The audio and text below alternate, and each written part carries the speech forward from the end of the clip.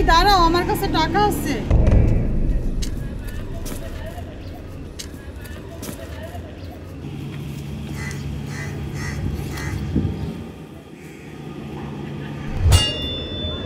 ব্যাগটাও দিয়ে দেন।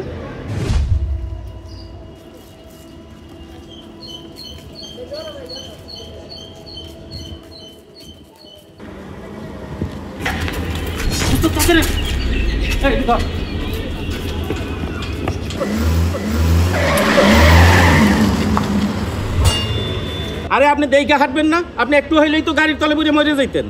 আমি মরলে আপনার কি? আমাকে একা যেতে দেন। এই আপনি একা কই যাবেন? আপনারা একা যেতে দেব না। আপনার টাকা মোবাইল যা ছিল আমাদের দিয়ে দিয়েছেন, নিশ্চয়ই আপনার বাসায় অনেক কিছু আছে। বাসায় সব কিছু দিলে আপনাকে একা ছেড়ে দেব। তাহলে চলেন, বাসায় চলেন। উস্তাদ ওনার কথা বিশ্বাস করেন না, ওনার সাথে গেলে কিন্তু আমাকে পুলিশে ধরাই দিব। আরে না বেটা, দেখো না এমনিতেই সব কিছু দিয়ে দিচ্ছে, ওনার বাসায় গেলে বড় একটা দান মারতে পারবো। চল ওনার সাথে।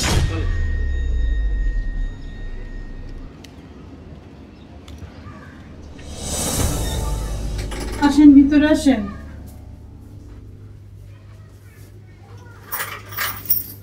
এই নেন চাবি, আপনার আলমারিতে যা মন চায় তা নিয়ে যান।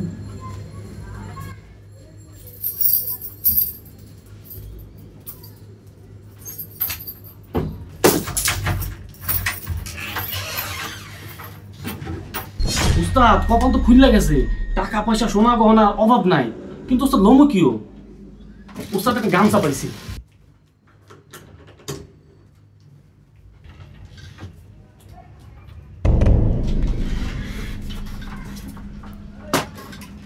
উস্তাদ দেখছেন কত সোনার জিনিস।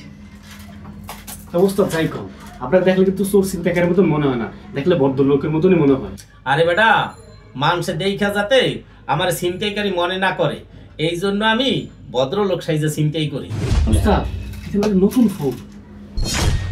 ওরে আল্লাহ, দেখছেন কত টিহা।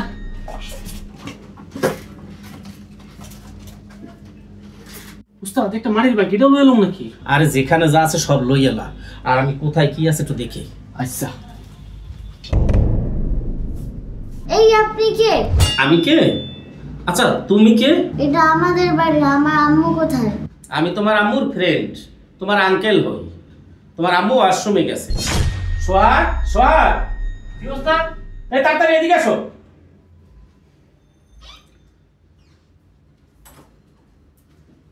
উস্তাদ আমার মাটির ব্যাগ আপনার হাতে কেন? তোমার এই মাটির ব্যাগটা না দেখতে অনেক সুন্দর, এই জন্য নিয়ে আসছে তোমার সাথে খেলা করার জন্য। এও তোমার আঙ্কেল হয়, ওর সাথে তুমি এখানে বসে খেলা করো। তোমার আম্মুর ডাইকে নিয়ে আসতেছি। আসো আঙ্কেল, আসো এখানে বসে আমরা একসাথে খেলা করি। এই নাও তোমার মাটির ব্যাগ।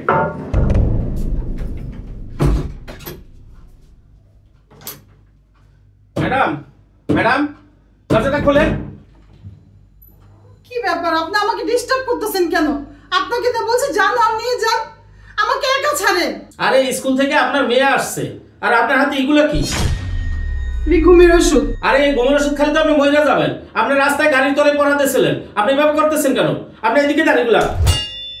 আপনি ছাড়েন আমাকে, আমি বাঁচতে চাই না। আপনি এদিকে আসেন। ম্যাডাম আপনি এখানে বসেন। আচ্ছা ম্যাডাম, আপনার বাসায় কে কে থাকে? আমি আর আমার মেয়ে থাকি।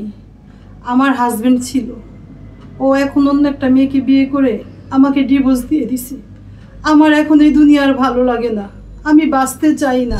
আমার মেয়েকে স্কুলে দিয়ে আসার সময় আপনাদের সাথে দেখা, আপনারা যা চাইছেন সবই তো দিলাম, আমাকে ডিস্টার্ব করতেছেন কেন? আমাকে একটু একা থাকতে দেন না।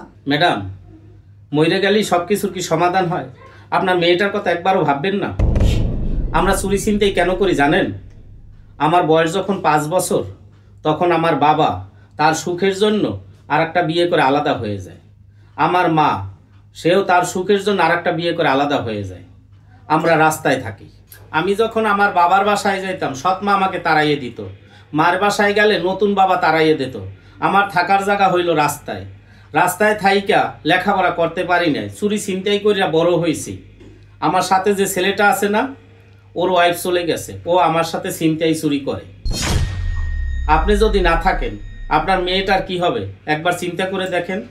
তাহলে আমার বাচ্চার দায়িত্ব, আমার দায়িত্ব এখন কে নিবে? ম্যাডাম, আমরা তো চুরি ছিনতাই করে খাই। আমি যদি আপনার দায়িত্ব নেই সত্যি কি আপনি আমাদের দায়িত্ব নেবেন? আপনি রাজি থাকলে সত্যিই আপনাদের দায়িত্ব আমি নিব। তাহলে আমার একটা শর্ত আছে। কি শর্ত ম্যাডাম বলেন? আপনারা আর চুরি ছিনতাই করতে পারবেন না। এখন থেকে আপনারা দুজনই আমার বাসায় থাকবেন। আচ্ছা ঠিক আছে ম্যাডাম, আমি আপনার শর্তে রাজি।